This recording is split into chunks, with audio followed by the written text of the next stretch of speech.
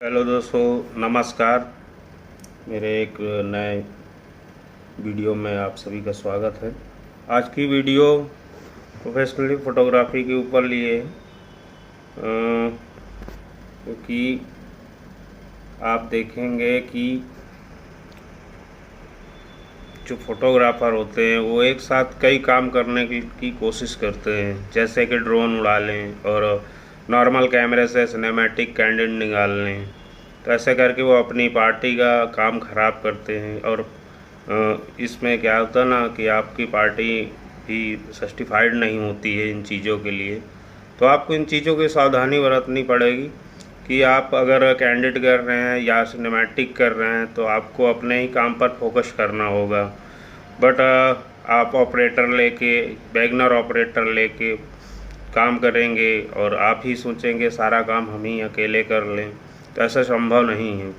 क्योंकि ये एक फ़ोटोग्राफ़ी और वीडियोग्राफी एक कला है और हर कोई अपने अपने वर्क और अपने क्षेत्र में करेगा तो उसको सही से कर पाएगा। क्योंकि आप नॉर्मल कैमरे से कैंडिड निकालना चाहते हैं, नॉर्मल कैमरे से सिनेमैटिक निकालना चाहते हैं और साथ में सोचते हैं कोई ऑपरेटर भी ना लें और सारा काम हम कर लें। हो सकता है कर भी सकते हैं, बट आप या तो आपकी पार्टी उतना आपको टाइम दे, क्योंकि फ़ोटोग्राफी में इतना टाइम नहीं मिलता ना। वीडियोग्राफी कर रहे हो उस समय आपका चल रहा है प्रोग्राम और एक ही मिनट के लिए वो टाइम या मोमेंट आता है, उसको भी आप लोग डिसमैच कर देते हैं खाली इसलिए कि आप उसको सिनेमैटिक शॉट के चक्कर में जो सिनेमैटिक आप बनाना चाहते हो वो बन नहीं सकता है। क्योंकि सिनेमैटिक करने के लिए बंदा सिनेमैटिक वाला ही काम करेगा। अगर आप ट्रेडिशनल कर रहे हैं तो आपको ट्रेडिशनल ही करना होगा। क्योंकि आप देखते हैं, मैं सोच रहा हूँ ट्रेडिशनल लेंस और कैमरा यूज करके आप सिनेमैटिक निकाल लेंगे, ऐसा होना संभव नहीं है। आप लोगों को अपने टाइमलाइन में दिखा रहा हूँ, बंदे ने फ़ोटोशूट छोड़ के ड्रोन उड़ाना चालू कर दिया। अब ड्रोन के साथ अभी इसका फ़ोटोशूट तो छूट गया होगा, ठीक। उसके बाद अभी आप इनका फ़ोटो और वीडियोग्राफर को देखिए, ये सामने कैमरा मैन आ रहा है, उसको भी उसने पॉज नहीं किया और वीडियो कंटिन्यू रखी। इससे क्या आपकी पार्टी को ये क्या चाहिए? ये एडिटिंग में मानते एडिटिंग में हटेगा, चलिए ठीक है, एडिटिंग में हटा दिया जाएगा। बट आप अगर प्रोफेशनल करते हैं तो एडिटर भी प्रोफेशनल करेगा।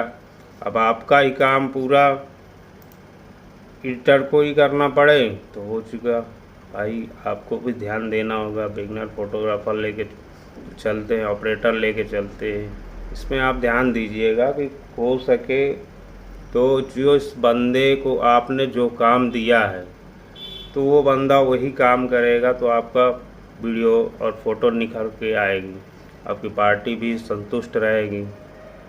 तो इन सब छोटी छोटी जानकारियों को आप समझिएगा, क्योंकि ये बहुत ही महत्वपूर्ण चीज़ें हैं फ़ोटोग्राफी और वीडियोग्राफी में। कि आप जिस बंदे को जो काम दे रहे हैं, पहली बात तो आप प्रोफेशनल ऑपरेटर हायर कीजिएगा, ना कि कोई काम चलाने वाला बंदा उठा लेते हैं और उसको बस पकड़ा देते हैं कि हाँ तुम खींचते रहो, हम कर लेंगे, उसके बाद में ये एडिट में सही हो जाएगा।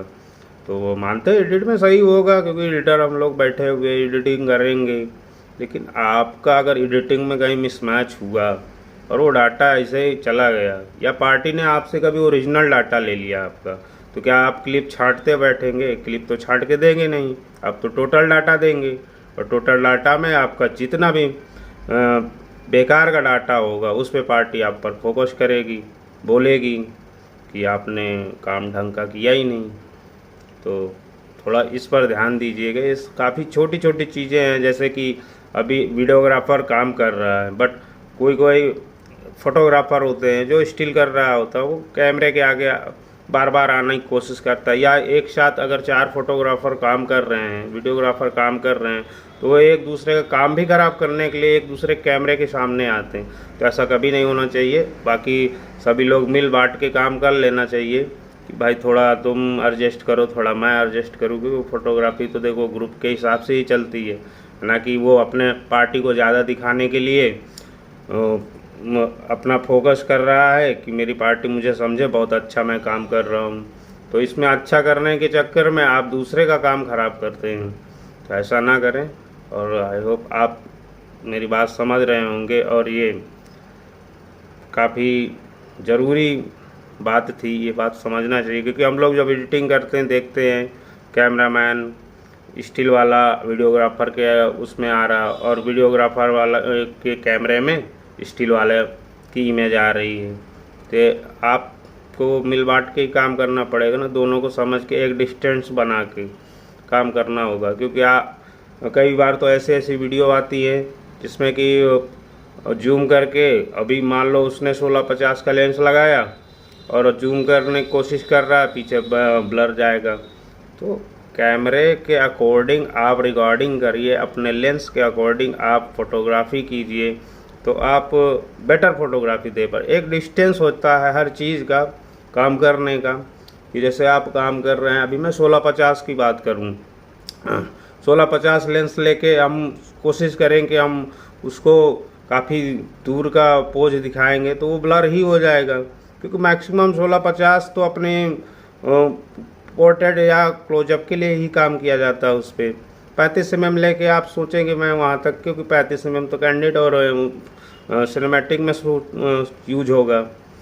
तो आप अपने हिसाब से लेंस और बॉडी को भी मैनेज कीजिएगा कि हमारा अगर मुझे लाइव का काम करना है तो लाइव के लिए कौन सा बेटर लेंस होगा, कौन सी बॉडी होगी, इस पर भी फोकस करिए थोड़ा। और ये काम जितना हो सके आप कोशिश करिए बेटर से बेटर देने के लिए, कि आपके कैमरे के और स्टिल कैमरे के सामने फ़ोटोग्राफर ना आ पाए या कैमरा ना आ पाए। कोशिश करिए आप रोकिए, पॉज करिएगा अपने कैमरे को तुरंत। मेरी जानकारी यही थी। अगर आपको अच्छा लगा हो तो प्लीज़ लाइक और कमेंट ज़रूर करिएगा।